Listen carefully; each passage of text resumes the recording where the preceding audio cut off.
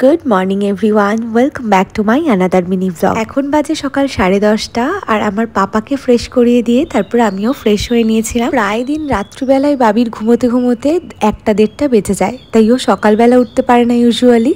ওর ঘুম থেকে উঠতে প্রায় 10টা-10:30 বেজে যায়। বাবি যতক্ষণ ঘুমোয় ততক্ষণ আমি ঘরের টুকটাক কাজগুলো সেরে নিই, তারপর ওকে নিয়ে একবারে নিচের রুমে চলে যাই।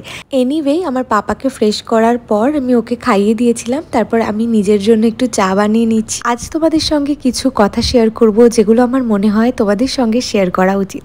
বাবির যখন বয়স 6 থেকে 7 মাস তখন থেকে আমি একটু একটু করে ভিডিও ক্রিয়েট করতে স্টার্ট করেছি। ফেসবুক, ইনস্টাগ্রাম, ইউটিউব থেকে হিউজ ইনকাম করব বা আমার প্রচুর প্রচুর ভিউজ হবে সেই আশায় কিন্তু আমি একদমই ভিডিও ক্রিয়েট করতাম না।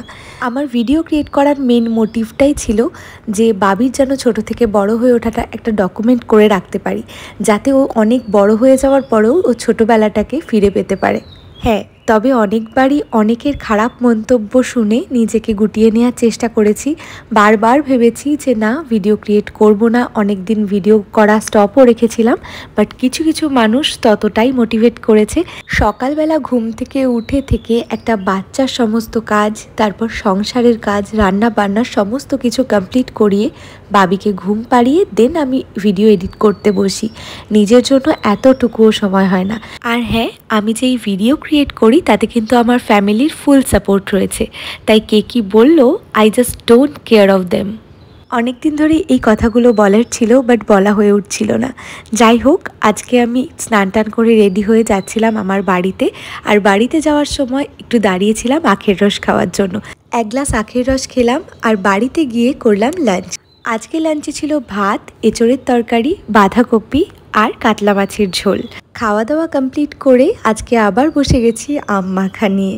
আর এই গরমে আমার এই কাঁচা আম মাখা খেতে ভীষণ ভীষণ ভালো লাগে। এখন বেশ মেঘ করে এসেছে আর বৃষ্টিও হয়েছে, ওয়েদারটা ভীষণ সুন্দর হয়ে গেছিলো।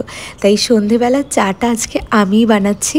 গরমকালের প্রথম বৃষ্টি ছিল এটা, আর সত্যি বলতে এতটা শান্তি পেয়েছি বৃষ্টিটা হওয়ায়। ওয়েদারটা একেবারে ঠান্ডা ঠান্ডা হয়ে গেছে। এরপর সবাই মিলে বসে একটু চা খেলাম আর তারপরে চলে এলাম আমার বাড়িতে এসে প্রচুর জামা কাপড় রাখা ছিল, সেগুলোকেই গুছিয়ে নিলাম, যেগুলো সকালবেলা আজকে কাচা হয়েছিল। তো আজকে যেহেতু বৃষ্টি হয়েছে তাই বৃষ্টির ওয়েদারে খাচ্ছিলাম একটু চপ আর চিকেন কাটলেট। আমি খুব একটা চপ খেতে পছন্দ করি না, বাট ওই যে বলে না ওয়েদার ডিমান্ড, বৃষ্টির ওয়েদারে কিন্তু বেশ ভালোই লাগে চপ কাটলেট এগুলো খেতে। বাবির সেরেলাকটা শেষ হয়ে গেছিলো, তাই ওর পাপা নিয়ে এসেছিলো, সেটাই আমি স্টোর করছিলাম একটা কন্টেনারে। আজকে ডিনারটা জাস্ট অসাধারণ ছিল ভাত, ডাল সেদ্ধ, আলু সেদ্ধ আর ডিমের omelette. So yeah, that's it for today's mini blog.